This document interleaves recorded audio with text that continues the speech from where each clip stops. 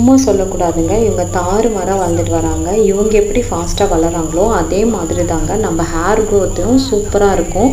இவங்கள யூஸ் பண்ணி hair oil வந்து ப்ரிப்பேர் பண்ணுறதுனால ஹேர் ஃபாலையும் செம்மையாக கண்ட்ரோல் பண்ணும். ப்ரீமெச்சூர் க்ரே ஹேர் வராமல் தடுக்கும். ஹேர் ஃபாலிகல்ஸை ஸ்ட்ரென்தன் பண்ணும். தலைவலி வரவங்க கூட இந்த கேசவர்தினி ஹேர் ஆயிலில் நீங்கள் யூஸ் பண்ணிக்கலாம். கேசவர்தினி இலைகளை வந்துட்டு ஆயிலை இன்ஃப்யூஸ் பண்ணியும் யூஸ் பண்ணிக்கலாம். அப்படி இல்லைனா ஹேர் பேக்காகவும் நீங்கள் போட்டுக்கலாம். எல்லா கிளைமேட்லேயும் சும்மா தலை வரும். அது மட்டும் இல்லாமல் இன்டோர்லேயும் வந்து வளர்த்திக்கலாங்க. இதுக்கு முன்னாடி ஷார்ட்ஸ்லேயே நான் சொல்லியிருக்கேன் ஈஸி மெயின்டெனன்ஸ் அப்படின்னு சொல்லிட்டு. நீங்கள் ஹேங்கிங் பாட்டில் கூட வச்சு வளர்த்துக்கலாம். நானும் 2 செடி தான் வச்சுருந்தேன். அதுலேருந்து வந்து அவ்வளோ கட்டிங்ஸ் போட்டேன். எப்படி வச்சாலுமே வந்து சூப்பராக வளர்ந்துட்டு வந்துடுங்க.